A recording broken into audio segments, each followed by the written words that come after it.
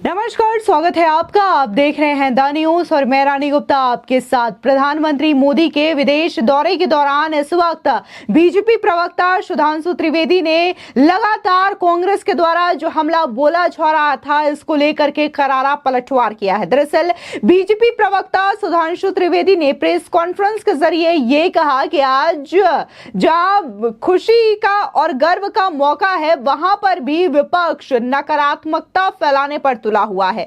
उन्होंने आरोप लगाया कि कोई भी शुभ अवसर हो, वे नकारात्मक और शर्मनाक टिप्पणियां करना शुरू कर देते हैं। अब वे हमसे यूक्रेन के बारे में पूछ रहे हैं। मैं कांग्रेस पार्टी से यह पूछना चाहूंगा कि क्या उन्होंने अपने CWC में रूस यूक्रेन मुद्दे पर कोई प्रस्ताव पारित किया है? दरअसल विपक्ष खास करके कांग्रेस मोदी के रूस दौरे को लेकर के खूब सवाल उठा रही है और इसी कड़ी में बीजेपी ने विपक्ष को यह करारा जवाब दिया है। दरअसल आपको बता दें कि राज्यसभा सांसद सुधांशु त्रिवेदी ने कहा कि आज 140 करोड़ देशवासियों के लिए गर्व और संतुष्टि की अनुभूति का अवसर है। हमारे प्रधानमंत्री नरेंद्र मोदी को रूस के सर्वोच्च नागरिक सम्मान से सम्मानित किया गया है। उनके कार्यों और शानदार नेतृत्व की अत्यधिक सराहना की जाती है और उन्होंने दुनिया का सबसे पसंदीदा नेता बना दिया गया है। उन्होंने कहा कि यह विषय सिर्फ एक सम्मान का नहीं है।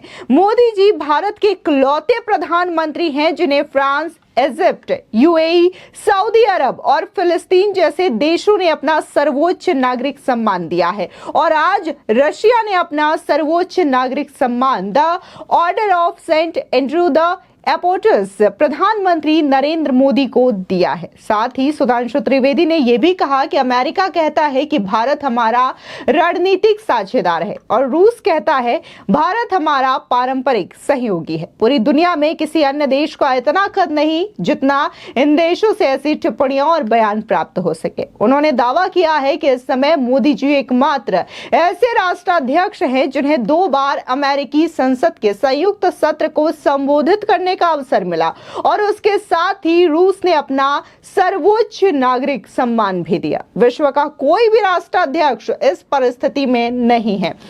सीधे तौर पर न सिर्फ सुधांशु त्रिवेदी ने कांग्रेस के द्वारा उठाए जा रहे इन सवालों का करारा जवाब दिया, बल्कि ये कहे कि सीधे तौर पर आईना दिखाने का काम किया और ये बताया कि आज की डेट में प्रधानमंत्री मोदी जो है वो एक ग्लोबल लीडर के तौर पर उभरे हुए हैं। सीधे आपको ले चलते हैं सुधांशु त्रिवेदी की प्रेस कॉन्फ्रेंस पर, जहां वो एक के बाद एक करके न सिर्फ कांग्रेस बल्कि इंडिया अलायंस पर भी हमला बोलते हुए नजर आ रहे हैं। ट्रेडिशनल एलाई यानी दोनों ही आपको कहें कि आप उनके रणनीतिक साझेदार हैं, अमेरिका ये कहे और रूस कहे कि आप उसके परंपरागत साझेदार हैं।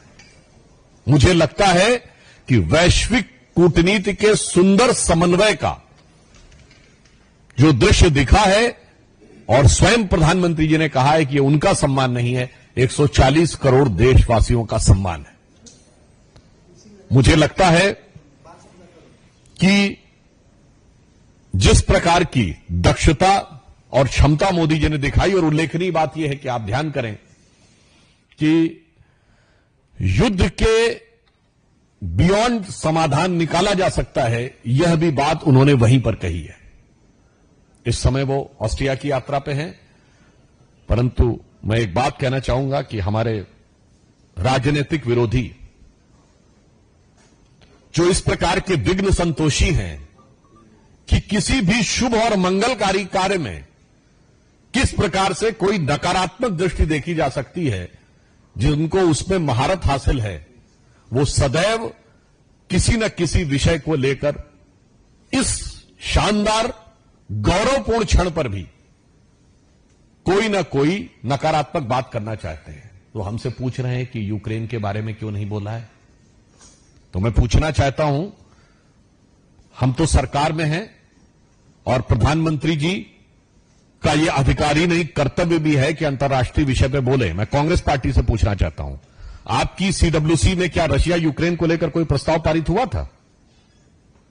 पर मैं क्यों पूछ रहा हूं, क्योंकि आपकी CWC में इजराइल हमास के बारे में प्रस्ताव पारित हुआ था, पैलेस्टीन का समर्थन करते हुए, और इजराइल हमास युद्ध के बारे में सोनिया गांधी जी ने आर्टिकल लिखा था अखबारों में, प्रियंका गांधी जी ने ट्वीट किया था, मैं पूछना चाहता हूं, कितनी अंतर्राष्ट्रीय समस्याओं पे सीडब्ल्यूसी का प्रस्ताव है?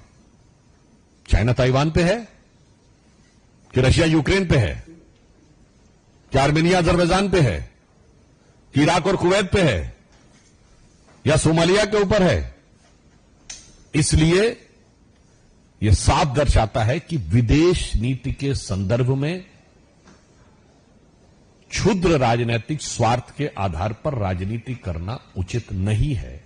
कम से कम इस अवसर के ऊपर जो संपूर्ण भारतीयों के लिए एक गर्व की अनुभूति और एक आत्मसम्मान की अनुभूति बढ़ाने वाला क्षण है, और यह दर्शा रहा है कि भारत विश्व राजनीति के उस समन्वयकारी स्थिति में पहुंच गया है जहां पर कि वो, हम नॉर्थ साउथ की भी बात करते हैं, ईस्ट और वेस्ट की भी बात करते हैं, वास्तविक अर्थों में यदि दुनिया में यह विचार आता है कि क्लैश ऑफ सिविलाइजेशन है, तो हम कोहेरेंस देने की क्षमता भारत मोदी जी के नेतृत्व में विश्व के पटल पर प्रदर्शित करने में सफल हो रहा है।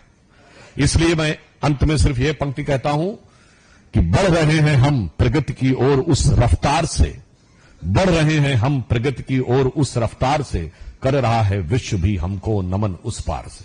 धन्यवाद।